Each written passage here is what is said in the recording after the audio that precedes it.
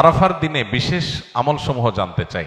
আরাফার দিনে একদিকে হাজী সাহেবদের জন্য আমল, আরেকটা হলো যারা আরাফার ময়দানে নাই তাদের জন্য আমল। যারা হাজী সাহেবরা আরাফার ময়দানে অবস্থান করছেন তাদের জন্য ওই দিনের সবচেয়ে শ্রেষ্ঠ আমল হলো লা ইলাহা ইল্লাল্লাহু ওয়াহদাহু লা শারীকা লাহু লাহুল মুলকু ওয়া লাহুল হামদ ওয়া হুয়া আলা কুল্লি শাইইন কাদির।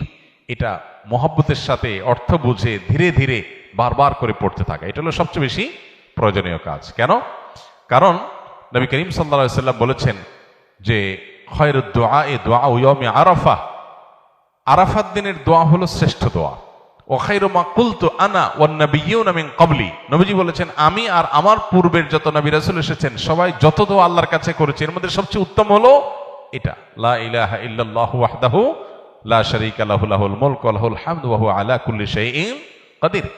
আল্লাহ ছাড়া সত্যিকারের কোনো মাবুদ নাই, লা ইলাহা ইল্লাল্লাহ ওয়াহদাহু লা শারীকা লাহু, তিনি একক এবং তার কোনো শরীক নাই। লাহুল মুলক ওয়া লাহুল হামদ, রাজত্ব এবং প্রশংসার অধিকারী একমাত্র তিনি। ওয়া হুয়া আলা কুল্লি শাইইন কাদির, তিনি সব কিছু করতে সক্ষম। বাহ্যিক দৃষ্টিকোণ থেকে এই বাক্যগুলোর মধ্যে কোনো প্রার্থনা নাই, তাহলে এগুলোকে দোয়া বলা হচ্ছে কেন? সেটা নিয়ে অনেক আলাপ আছে এবং মুহাদ্দিসিনে কেরাম একমত যে এইগুলো দোয়া। এখানে আল্লাহ রাব্বুল আলামিনের কাছে পরোক্ষভাবে নিজের চাওয়াকে পেশ করা হচ্ছে, আল্লাহর শক্তিমত্তার কথা জাহির করে আল্লাহর কাছে নিজের সবকিছুই নিবেদন করা হচ্ছে পরোক্ষভাবে, এটাও দোয়াই। তো এটা হলো আরাফার ময়দানে যারা হাজির অবস্থান করবেন তারা সবচেয়ে বেশি পড়বেন। অনেক উলামায়ে কেরাম অবশ্য বলেন যে এই দোয়া অর্থাৎ লা ইলাহা ইল্লাল্লাহু ওয়াহদাহু লা শারীকা লাহু লাহুল মুলকু ওয়া লাহুল হামদু ওয়া আলা কুল্লি শাইইন কাদির, আরাফার দিনে, আরাফার বাইরে যারা পৃথিবীর বিভিন্ন প্রান্তে গায়রে হাজি যারা আছি তারাও পড়তে পারেন, বরং আরাফার দিনে তাদের এটা পড়া উচিত এবং এ ব্যাপারে অনেকে রেকমেন্ড করেন।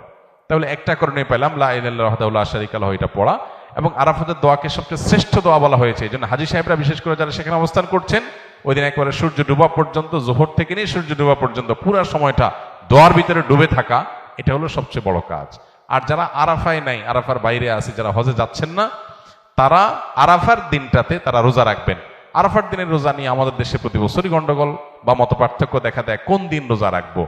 এটা কি হাজিরা অবস্থান করছে ওই দিন, নাকি আমি যে দেশে আছি সেই দেশে যখন জিলহজের 9 তারিখ হবে? তো এটা নিয়ে উভয় পক্ষেই দলিল আছে, যুক্তি আছে, দুই মতেরই সপক্ষে আলেমদের বক্তব্য আছে।